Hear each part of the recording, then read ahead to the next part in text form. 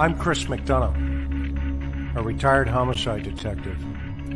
I've interviewed thousands of people, from serial killers to ministers. Welcome to the interview room.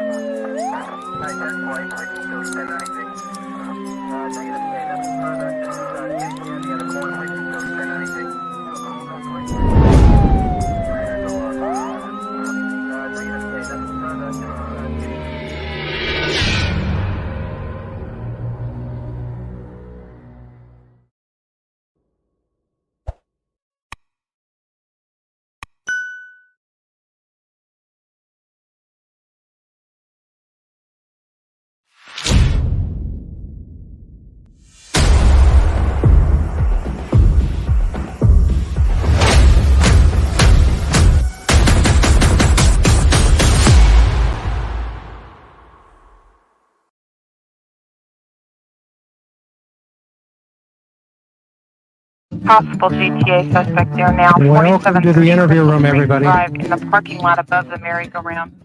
Email some further description. We're thankful that you're here. Black Cadillac four-door, possibly exchanging plates, vehicle license Utah 2904. We've got a great show ahead of you here tonight. On tonight's program, we've got back with us Neil Gordon, who co-wrote the new book, Behind the Doors of Justice, The Murdoch Murders, with Becky Hill. But as we know, that was pulled from the shelf. And tonight we're going to talk about that in depth because he has another great book that he's written with his wife, Melissa. And Neil Gordon has been in broadcast media for over 35 years. He spent 13 years in TV news, spent another 13 years hosting a legal advice program on CBS in Augusta, Georgia. He lives there with his wife now, currently, and Neil is also the publisher of a digital business journal. His wonderful sweetheart, by the way, Melissa, she is his better half, and I can tell you he's married way up, just like me, with Karen. She met Miss Becky Hill during the Murdoch trials, and she said she had a lot of insight into that relationship. And she has shared that in this new book. Melissa also has a personal connection to a former murder trial that she's going to tell us about a little bit later on. So with that introduction, as you can tell, I've got my sweetheart, Karen, over here. And you guys all know on the interview room, I married so far up, I can't even see straight sometimes. It's always amazing to have her here. She's really the brains of the operations. Sweetheart, how are you doing? So kind. I'm doing great. I'm excited to have Neil and Melissa with us tonight.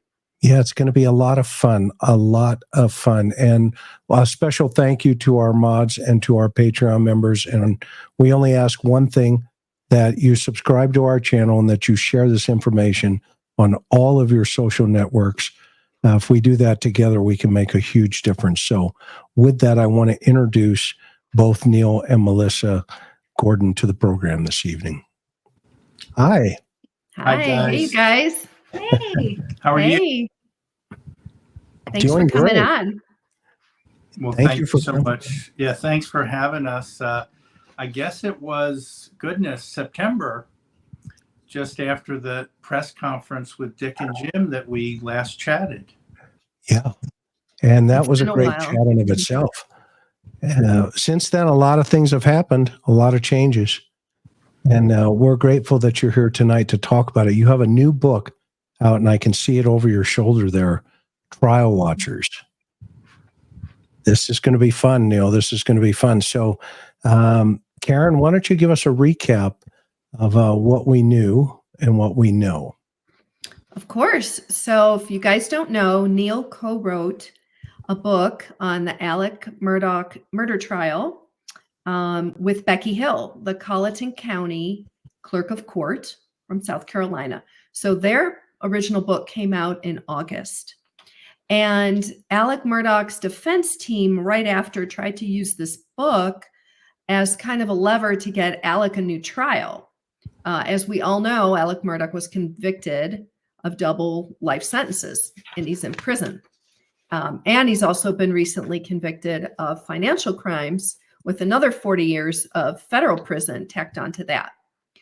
So anyway, the defense team strategy didn't work. A judge ruled that while Becky may have overstepped her position writing a book as an elected official, it did not rise to the level of jury tampering that would have warranted a new trial for Alec. Meanwhile, in December, Neil discovered that Becky had plagiarized part of the book that they co-wrote together. And when Neil tried to pull it off of Amazon, sales had continued for a few extra months. It didn't happen right away. By the way, you can no longer get that book.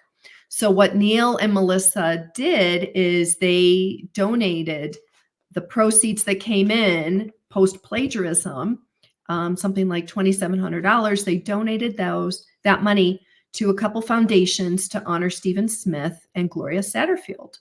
So good for you guys. That's very benevolent. That was awesome. I love the fact that Melissa got to meet Tony Satterfield in Columbia and actually give him and Eric Bland the check on behalf of Gloria. So I'm so glad Melissa got to be part of that. Yeah, that's awesome. That's great. And Eric Bland is the attorney for the Satterfield family with all that. Who goes 100 miles an hour. Yeah. I don't think he has a slower gear. He's always 100 miles an hour. Love that guy. Well said. Definitely. Same here. Yes. Yeah.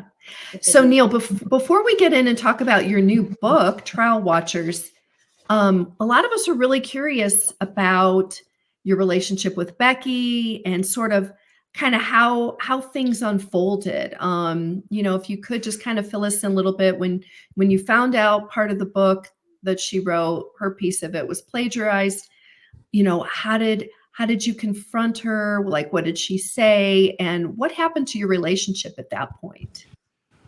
Well, I don't know if the two of you as a married couple have a ritual, but Melissa and I try to have coffee every morning. And so we were downstairs and we were having our morning cup of coffee, and I was reading through all the emails that were released to a news organization that decided to post it, Fitz News, and they posted it on their website, and it was a Friday morning just prior to Christmas, which was on a Monday, as you know, this past year. And as I'm reading it, and I'm reading this back and forth exchange between Becky and Holly Hundrich, who's a award-winning reporter with the BBC.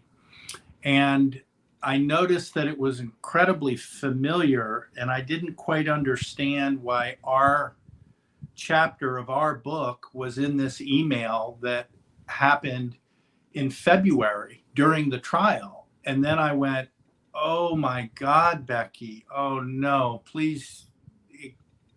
I hope and pray that it isn't what I thought it was. And so I called Becky and I said, this is awfully similar. Can you explain to me what happened? And she said, well, I know we had a lot of emails back and forth, and I think maybe she gave me permission to use it. And I said, well, Becky, there was no credit given. And that, I'm not sure I understand about that. And then she shared a little bit more, said she felt like she wanted to provide some more content for us for the book. And so she remembered that particular story that was saved on her email, and she apologized. She said, "I used it. I shouldn't have. I meant to get permission, and I didn't." And I remember the only time I sort of raised my voice a little, and I said, "That's plagiarism. We can't do that. We can't do that." So it was. It was crushing, to be honest with you. It was crushing because I just, this is all I've really done, for over 30 years. And I wouldn't want to jeopardize that for something that I didn't have anything to do with. And so that's what happened. Sure. So Neil and Melissa, tell us how you guys met Becky and how you guys came to feel comfortable enough with each other to want to write that book together. Well, we were waiting in line, and it was the day that the jury was going to Moselle. One of the bailiffs came out and said, "We don't know when the jury's coming back. We're not giving any tickets out until after they're back, because we don't know. They may be there till this afternoon. You know, you're welcome to wait in line, but, you know, once again, we don't know." So we had some downtime a little bit. So what we would do is we would come and get in line waiting for our tickets. And sometimes Addie would stay in line, and I'd go to the car and get my camera, and I'd walk around and document, and then we'd switch out so we wouldn't lose our place. And I decided to walk to the car and get my phone, check in with Neil, and take some photos. I noticed a little bit of a ruckus going on the corner. And so I walked up, had my camera, and a lot of the media was coming over. And that's the jury must have, I was like, you know, must be the jury. So I asked a couple of the camera people, and they said, yeah, we think the jury is going to be coming out soon. So I was a little concerned, not being the press, about the rules and whatnot. And I had my video going on my phone. I was taking pictures just of the scene. And this nice, friendly lady walked up, and she said, "Well, hello." And I said, "Hello." And we met right then and there. She actually was coming across the street because there was a guy with a press badge, but it looked like he was doing a live stream with his phone. And she was a bit concerned. She asked if we were with him, or did we know him? And the camera guys, news people there, we were like, no. And she said, "Well, I'm just concerned the jury's coming out and we can't have that." And I said, "Well, what are the rules actually?" So she was telling me, do not video record or photograph any of the jury members. That is, you know, not allowed. And I said, okay. She said, you know, maybe you can take a picture of the bottom of the tires or something on the car or the driver or something, but don't photograph the jurors. So she was actually over there to protect the jurors, and that's how we met. We did a quick selfie. She said I could text it to her, and I did. And that's how we met. And then, you know, Melissa and her friend Addie Strozier drove to Colleton County to enjoy the trial and to kind of watch it as photographers interested in maybe doing some landscape photography of the Low Country, which, as you know, is really beautiful. And so that was part of it. And they were even thinking about doing kind of a coffee table book. And so when they ended up chatting on the phone, the conversation turned to talking about a book and books, and one thing led to another. And Becky mentioned that she had wanted to write a book but didn't really know how to go about it, and Melissa just put us together, and we hit it off on the phone instantly. And her and her husband Tommy, who had worked for the county, is retired, just a really good man, worked for the county in the assessor's office for decades really, came to Augusta, and we met them in Melissa's studio and started chatting, and we decided it was a good fit. And we did have concerns whether she was allowed to write a book, so we had those kinds of conversations. I said to Neil, even in the beginning, you know, when we were talking about that, he said, you know, my main concern is I wouldn't want to do anything that would cause, you know, an appeal. And I wouldn't want to do anything to jeopardize her, you know, office.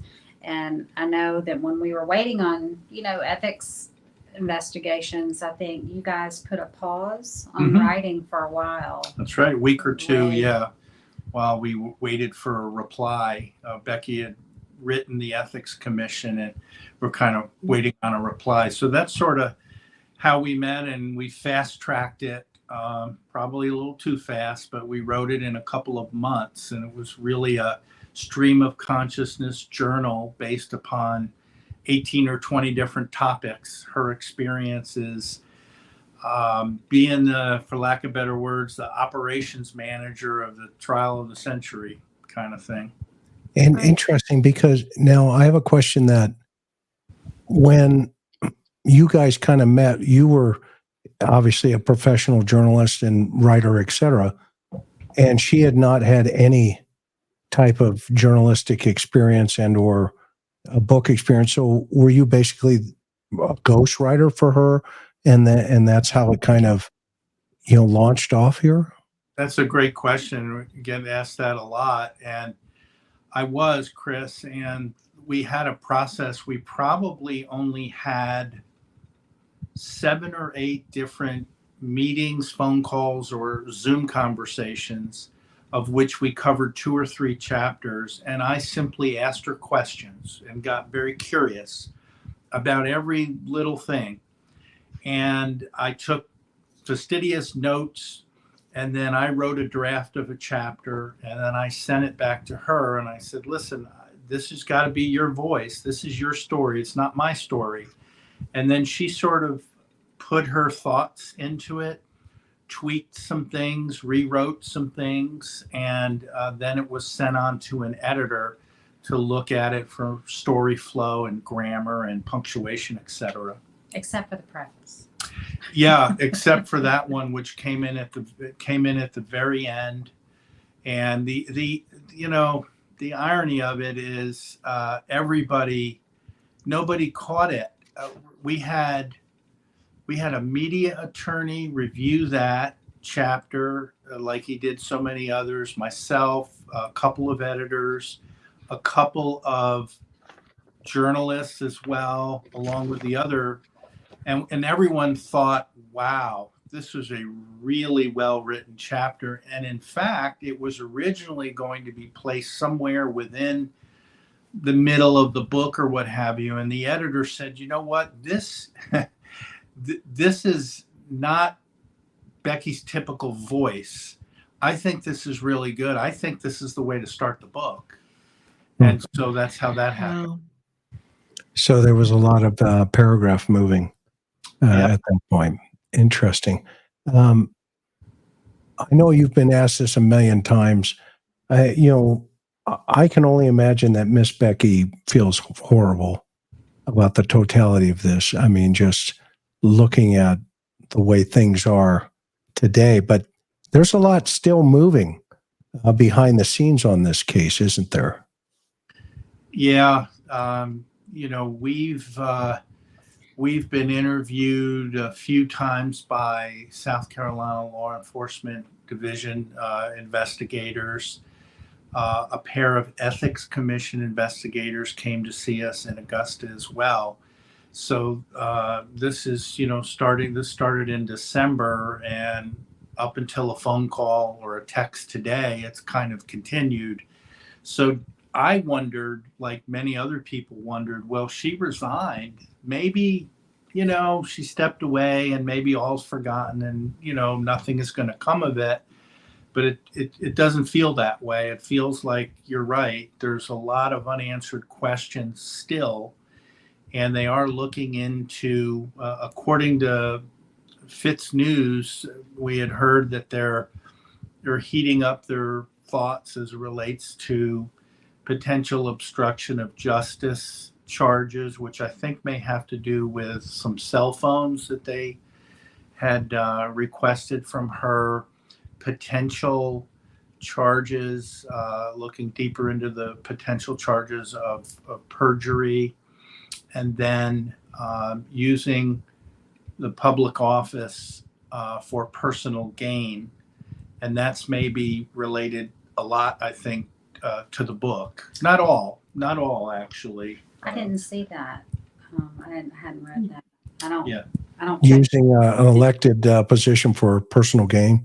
Yeah, I mean, there was even, according to Fitz News, we heard it, I think, actually on the front of a different podcast today. We heard that there was someone, I believe, that works I think in the courthouse or in the sheriff's office, one or the other, that has a cleaning business sort of on the side. That's kind of her moonlighting, her side business, totally fine.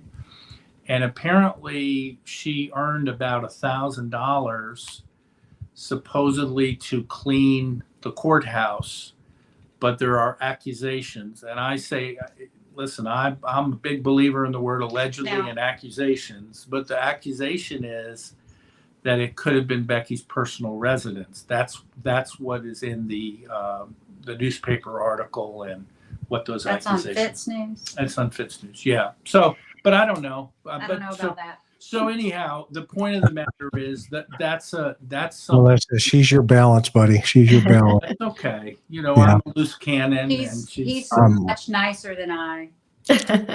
Neil, I want to, of course, when you started the book project, both of you could not have known this is where things would have ended up.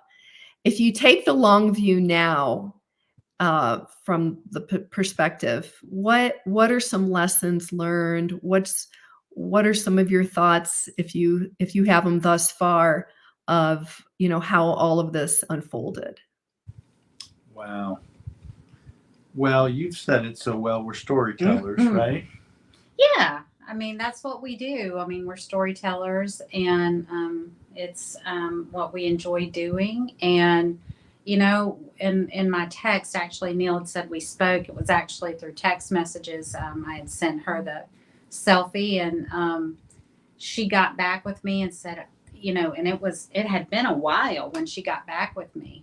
I just touched base real quick with her and said, I hope you've had some rest and relaxation since the trial has been over, and that you're doing well. Just touched base real quick, and she reached back, and I said, sorry for all the typos. And she said, oh, there's no time to worry about typos. I want to write a book. And I was like, wow, really? I said, you should be really careful who you get to help you with that.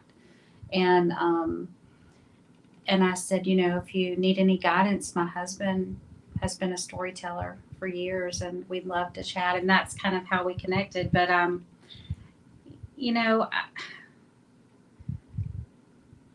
never really know somebody until you know them. Is that fair? That would be fair. I'm really disappointed and sad. We allowed our daughter to get really close. With Becky, and we got close with Becky's family, and I'm just really sad. And I'm sad, but then, what do you say about me? I can flip on a dime. Turn on a dime. Then I get pissed. So.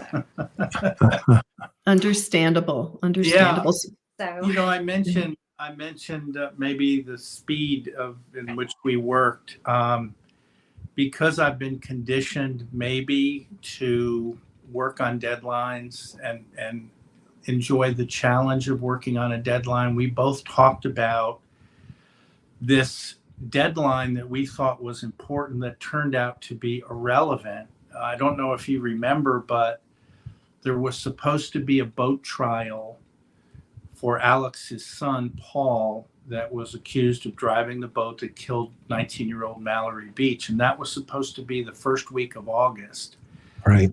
So in our minds, we thought, boy, this is going to be another huge trial, just like the one that concluded in March. And if the book could be out in some way, if we could publish this book and time it to it, I think it would really help with the book being successful. And neither of us had ever written a book before. And so.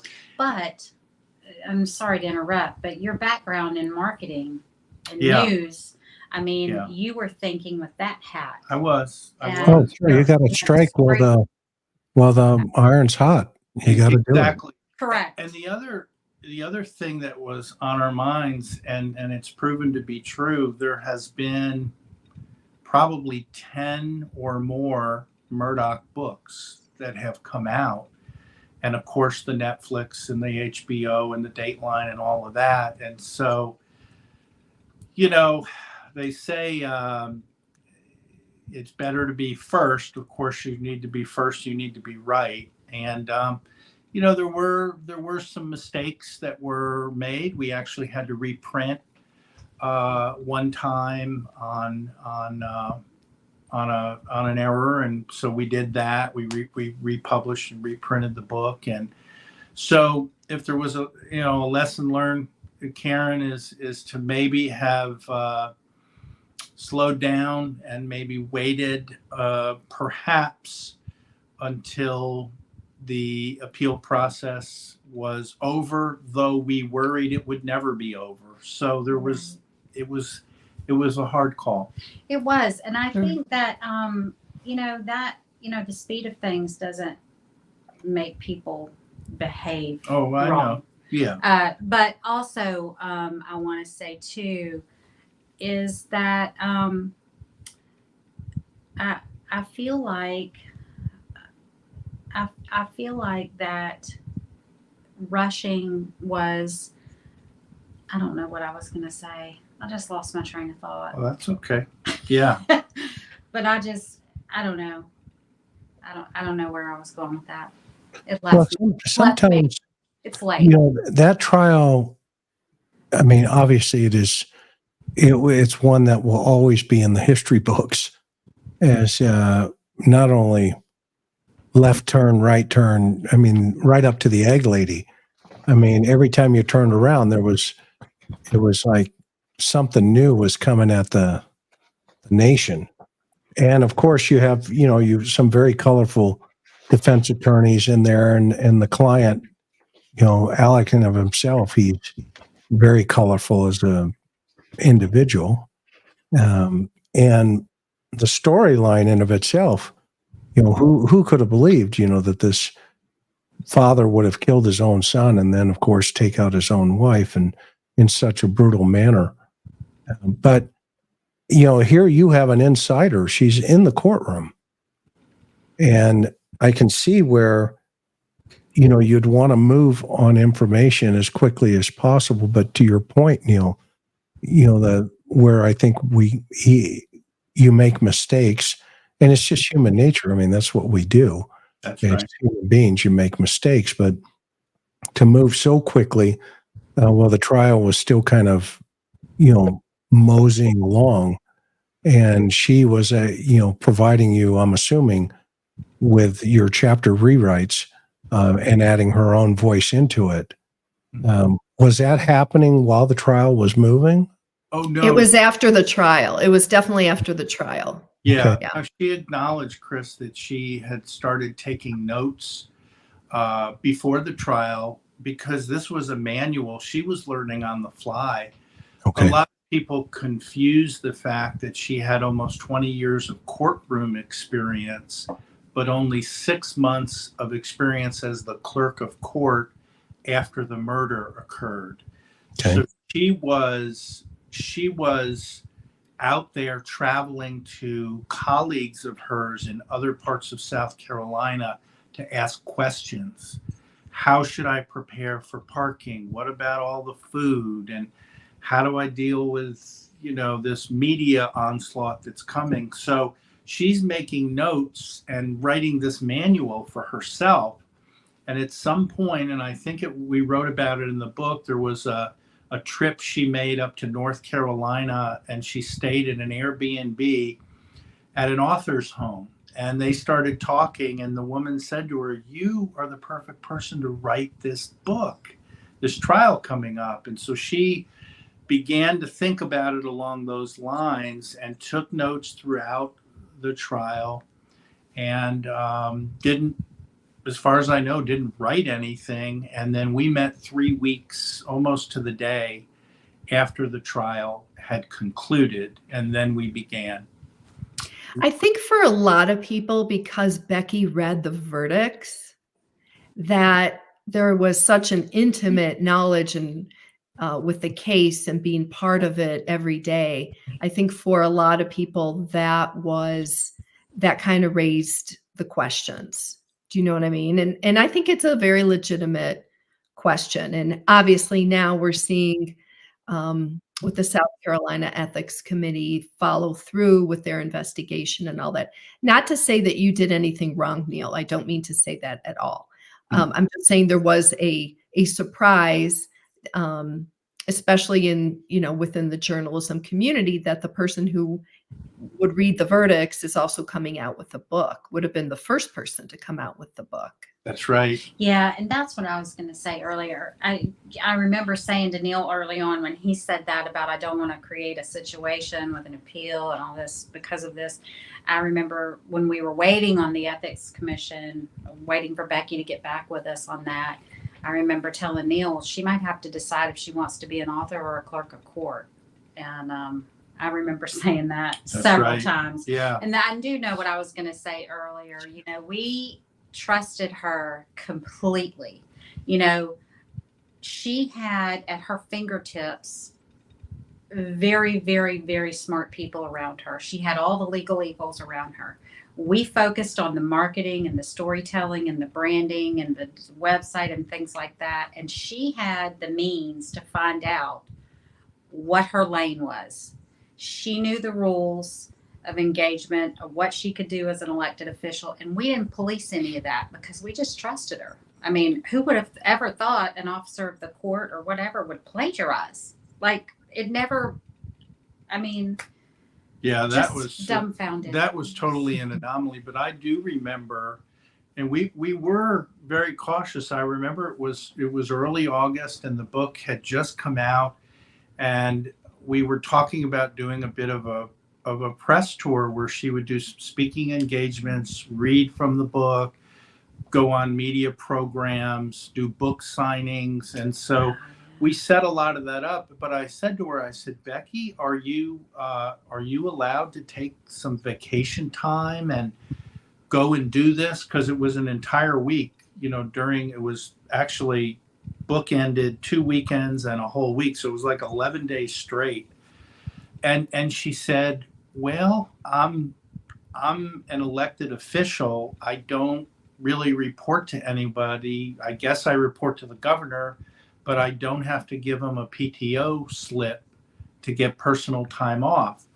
And to Melissa's point, we said, oh, okay, well, you know what the rules are. And so, okay, but we were a little bit worried on, she's still running the courthouse. There's still trials going on beyond Murdoch, not as high profile, but there were still family law court going on and some other misdemeanors and such. And she said she had a good deputy clerk and she had a good staff and that everything would run as normal. Yeah. So we didn't question that a bit. And we come from the private sector where, in our world, the Masters tournament just ended. I used to remember working 16-hour days the first week of April for 7 days, and then my boss would give me a bunch of time off.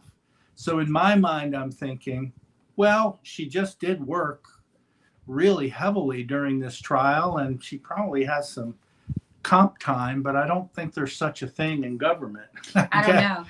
I do remember her telling me that sometimes she'd be trying to solve something with a technical person at 11 o'clock at night, trying to get ready for the next day or, things coming up. So that's why we didn't question it either. Like you said, we were like, well, it seems very ambiguous. So yeah. Well, right now the good news is it's out of your hands. SLED will resolve whatever needs to be resolved, and you guys fortunately are not into that target set in any way, shape, or form. In fact, you're cooperating and helping them and behind the scenes. And I know they've asked you for information, you've provided it, and it's kind of sad because it was a great book. We read it. Karen, hold up a copy. Do you have it? I think I still do. At this point, it's a collector's item, right? We actually got the book and read it, and it was like, man, this is a good read. And signed? Did you get a signed one? I don't know. I did not get a signed copy. We'll send it to you. Amazon. For sure. Oh yeah. Okay. But right. That said, whenever the Lord closes a door, he opens a window. And, now you have a whole new, you've written that book. You got the flavor for how this kind of works here in the true crime community. And now the two of you, which I think is always fantastic, a husband-wife team to, work together. We have a friend. He's hysterical. He lives in Texas, and anyway, he's a great guy, and he was out cutting his lawn one day, and this car pulls up and says, "Hey, how much do you charge?" Right? And he lives there, right? He goes, "Well, I'll tell you what I'll do. I'll charge you the same thing I charge the lady that lives here." And they go, "Well, how much is that?" And he goes, "Well, I'll let you live with me." And the driver was like this, right? And so anyway, they drove off, and he told that story for so long. It was so funny. And I always, think about people, their perception of, couples and just life as a whole. And here's a situation where you're thrust into the middle of trusting somebody, and lo and behold, you get this curveball. But so tell us about your new book, Trial Watchers. And let me get the full name here, because I want to make sure I get it correct. Trial Watchers, Why We're Obsessed Watching True Crime, from OJ. And boy, this is apropos, right? And Casey to Miss Becky and Murdoch drama. Tell us a little bit about what you have going on here. So the book came about because of Melissa's experience. She's the only trial watcher I had ever met. I haven't really followed true crime too much until she started telling me about water cooler conversations outside of the courtroom and what was going on, and almost a circus-like atmosphere on the lawn with all the media there and food trucks and so forth and so on. And she told me about various people that she met.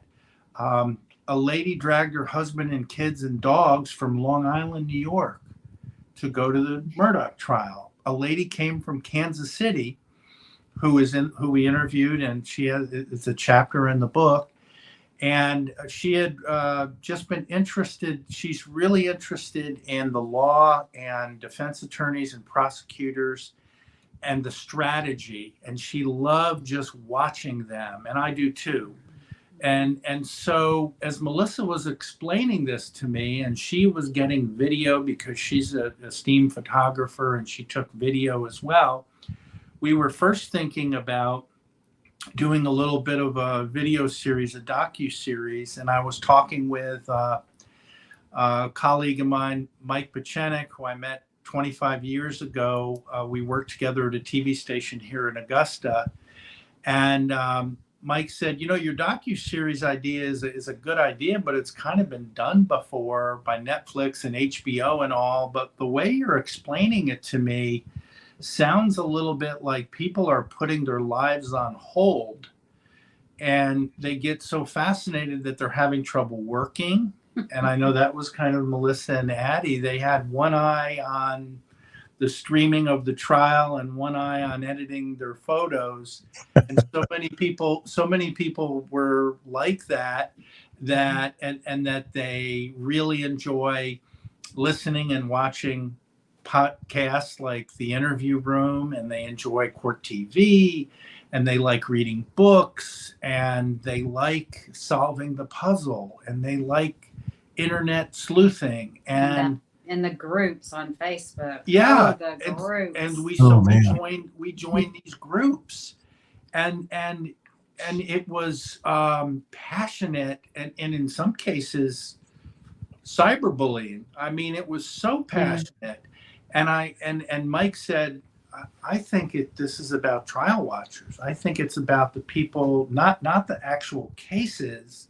It's the reactions that people have to being involved and feeling so close. And then we really learned that in many cases, This is about experiences that people have had in their own lives. There may be trauma. There may be some justice that never happened in a situation many, many years ago. And they seek the justice. And we had some situations like that too. And so I guess what I'm saying is everybody has a why that they're interested in true crime. And so that's how we've done it. And a few of those video stories are on trialwatchers.com for people to watch, to really feel what some people are going through. Melissa met a pair of sisters who were at the Murdoch trial for a few weeks each. And they're the most happy-go-lucky sisters you would ever meet. I mean, they go to watch like Family Feud when it comes to Nashville. They'll get in a car and go, or they'll go see a concert. Do road trips. Road trips, and they're smiling, and they call themselves the Heifer. The Heifer sisters are on the road. You know, they make a joke, and they do that. Every time they go somewhere on Facebook, you'll see two heifers on a road trip. And Yeah. then people are like, where are you going now? They're just so funny. They're great people. So we just interviewed them. They actually live here, too. It was so wild. Yeah, absolutely. And so we just interviewed them, and Mike talked to them. We put the video camera on. And we just expected them to talk about, well, this was just another road trip, and this is just another way to be together and sort of experience something unique together. And then probably about 10 minutes into the interview, out of the blue, one of the sisters said, you know, my dad was murdered, or our dad was murdered when I was 21 years old. And everyone sort of knew who did it, but witnesses wouldn't come forward. And so he walked.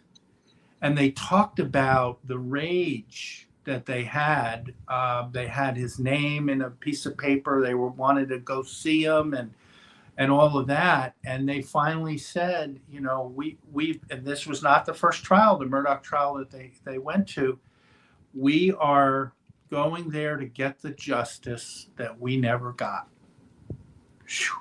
Yeah, that seems to always be the linkage of some sort in terms of trying to get some type of understanding for the pain and suffering that a lot of these folks, and that's one of the reasons we love the interview room in terms of our audience. Our demographic is typically 45 to 65. And it's 80 to 90% women. Yeah, is our demographic.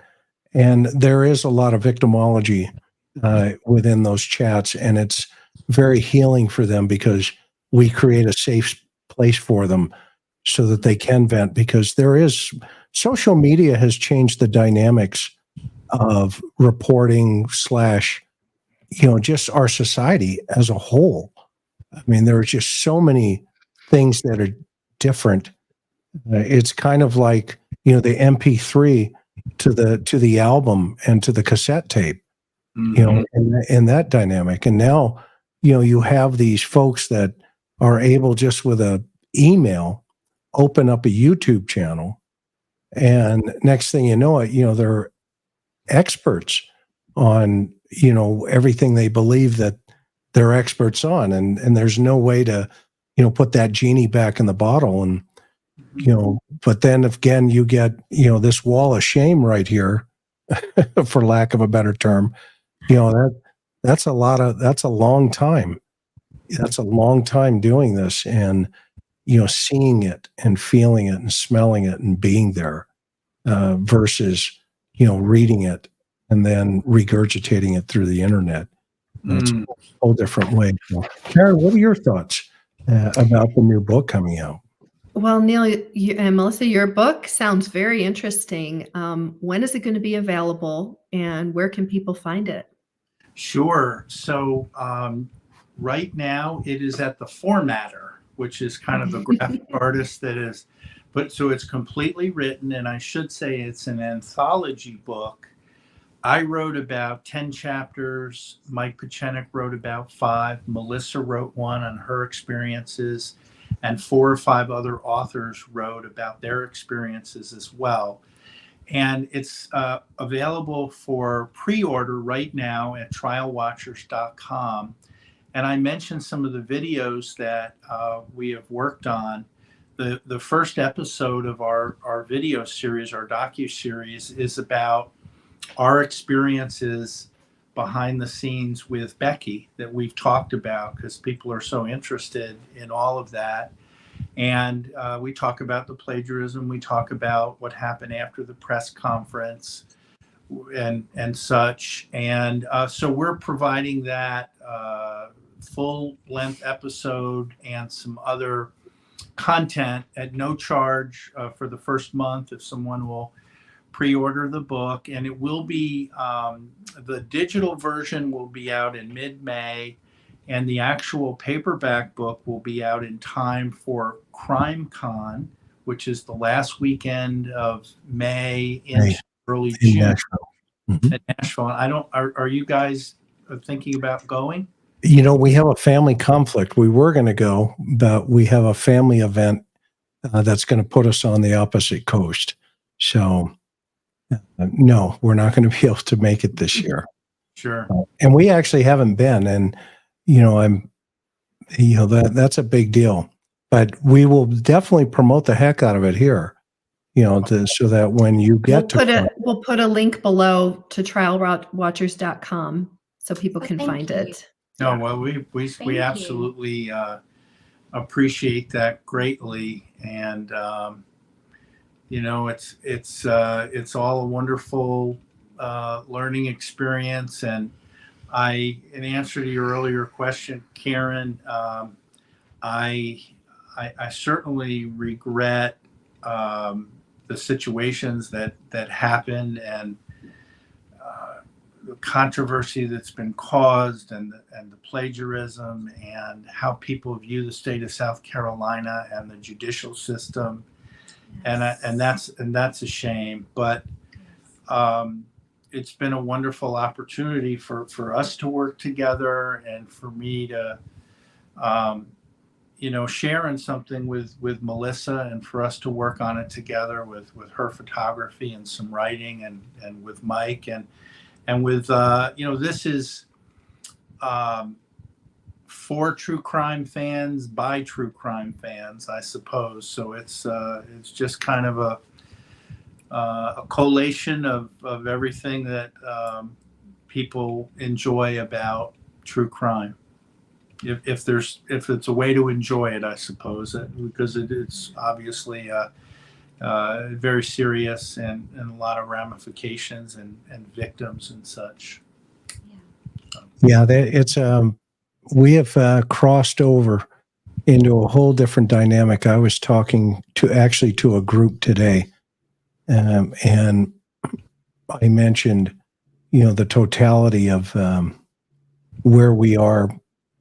One of the things that law enforcement has to come to grips with is that these platforms, depending on if they're positive or negative, it has changed the dynamic of investigations today. And as Karen used to say, one of the reasons I was always afraid, because Karen started out her early journalism career at the LA Times. That was her first gig. Wow. And from there, it was a lot of fun. Wow. And she was always that journalist that you would read, her stories would always make it above the fold, right?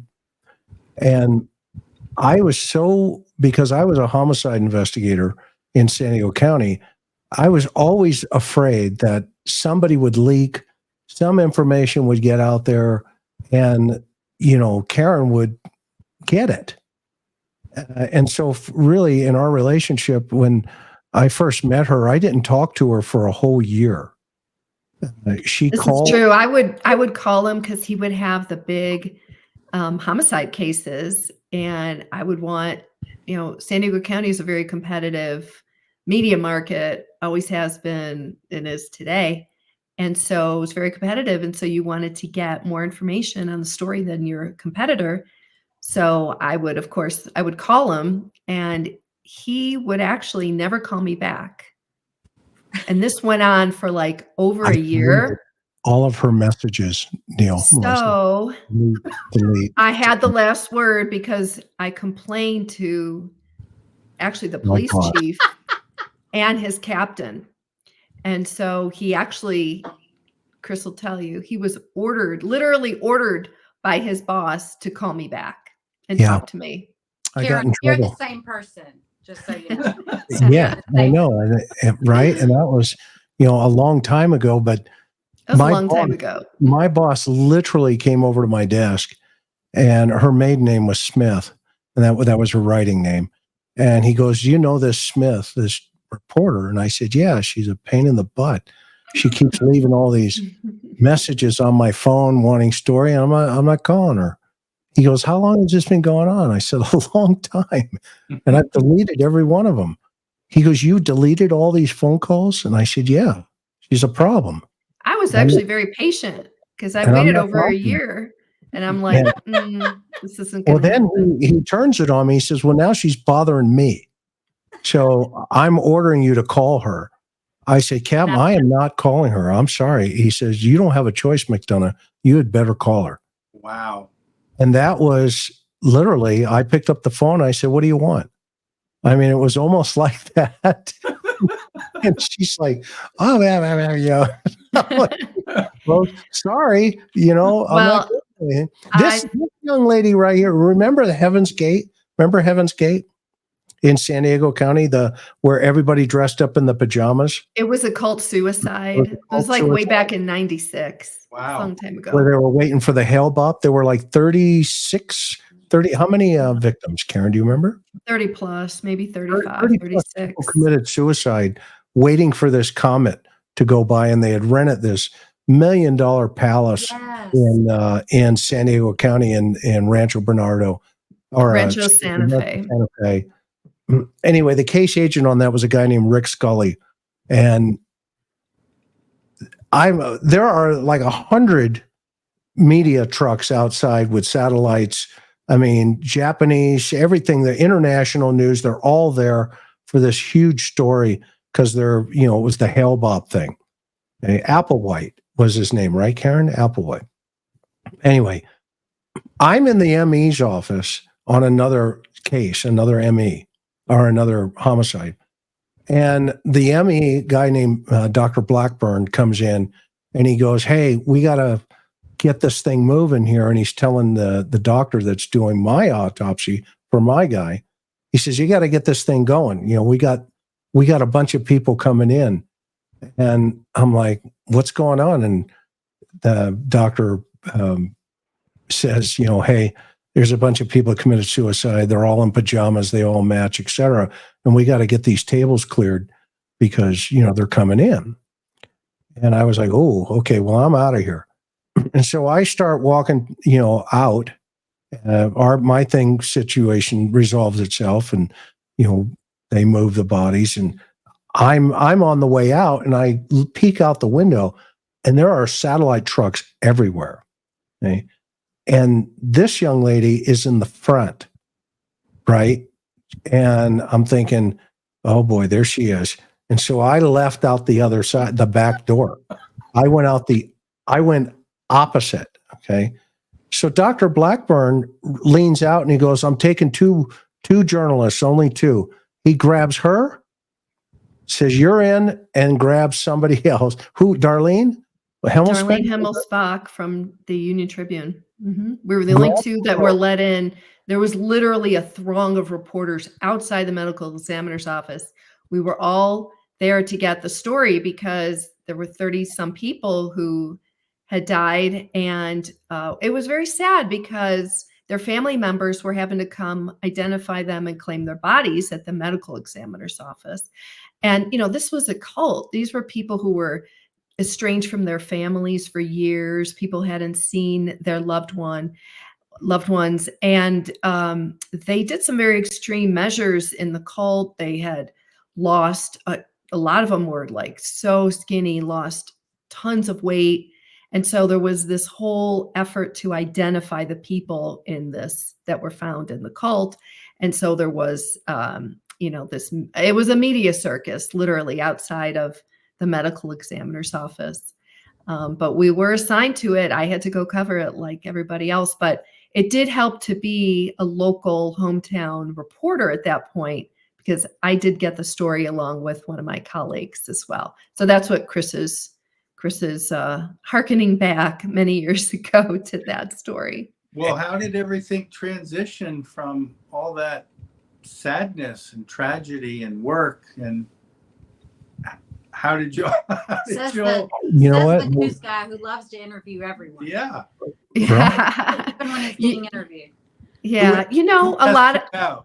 Of, I think, I remember speaking with a few of the parents of some of these, these were adults, people in their 20s and 30s, mostly, maybe a few older.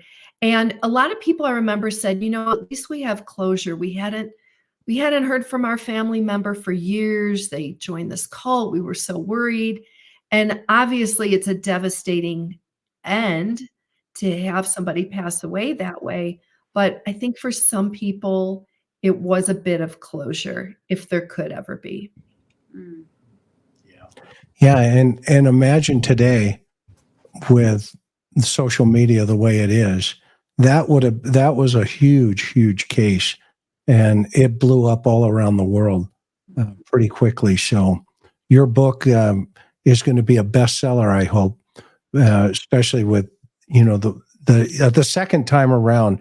It's always neat to see that your work, well, at least will be recognized, and maybe all those photographs that you took, Melissa, will obviously come in handy.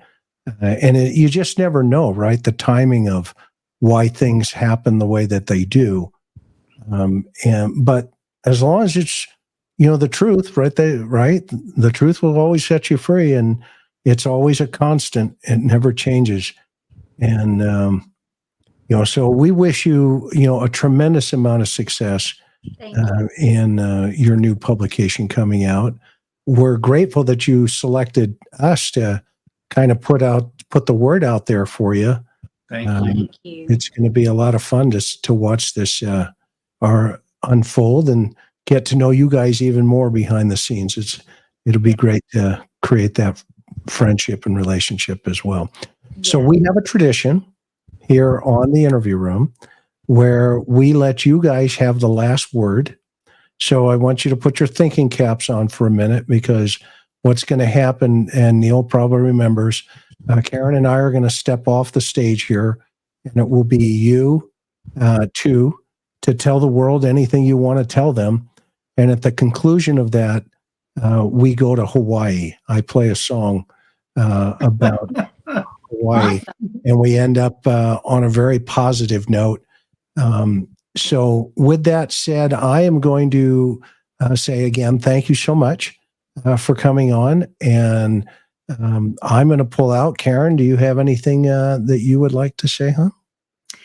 Thank you guys for coming, and best of luck with Trial Watchers and trialwatchers.com.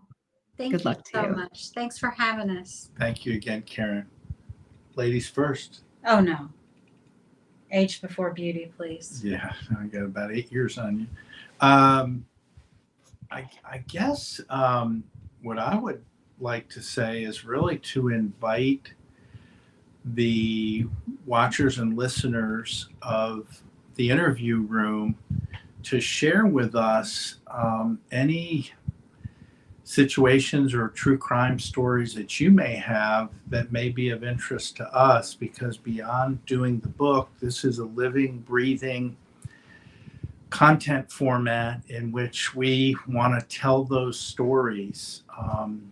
We got emails about people who had serial killers in their town and other terribly sad things, and other people have become maybe a little bit obsessed being online and doing too much, and they had to step away. So if you go to trialwatchers.com, there's a way for you to kind of send a little note, and maybe we could have you on one of our upcoming podcasts. We're hoping to put that together after CrimeCon, and we just invite you to go to the website and share with us what you think.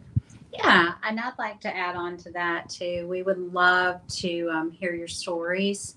Everyone has a story, and if crime has affected you in any way or your family, we'd love to hear from you. Like Neil said, we'll be launching the podcast and we'll be looking for guests. I also wanted to say something important that we learned in this situation with Becky. As we decided and prayerfully considered what we would be doing with the money that was earned after the plagiarism, and we decided to donate that. We have decided with Trial Watchers, along with Mike Pachinek, our partner, that a percentage of the proceeds from the book will go to support victims of crimes, organizations that help crime victims. And I guess I would like to leave you with that if you do support the platform, please know that a portion of that money will be used for good. And we appreciate everyone who's shown us grace and given us their ear and listened with their heart, especially I think in the social media realm and the groups.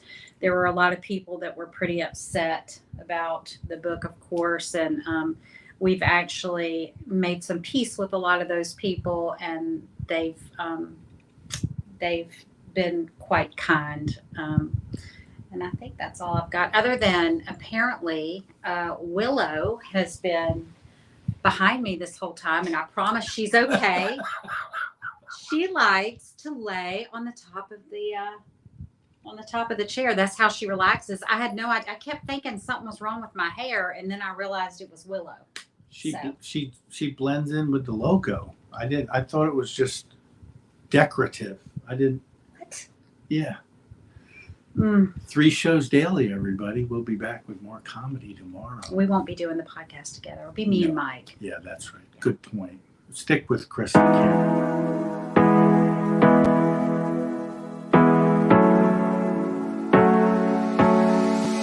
Hard working every day, I'm stressed out 24/7, babe. No timeouts, wish we could fly away. You and I go to our favorite place. Oh yeah, make special memories together. I'll be your company now and forever. I say we fly away, you and me, go to our favorite place. Feeling the sun on my face in Hawaii. With you, Hawaii. With you, Hawaii. With you, Hawaii. I need a summer breeze, some fresh air to put my mind at ease. No cares. You wanna come with me? Me and you go to our favorite tree. Are you ready now? We jump on a plane now. We're taking away. Yeah, we're taking away. Don't hesitate now. We're taking away. Yeah, we're taking away. We'll never come down. We're going away. Yeah, we're going away. You and me. Feeling the sun on my face in a while.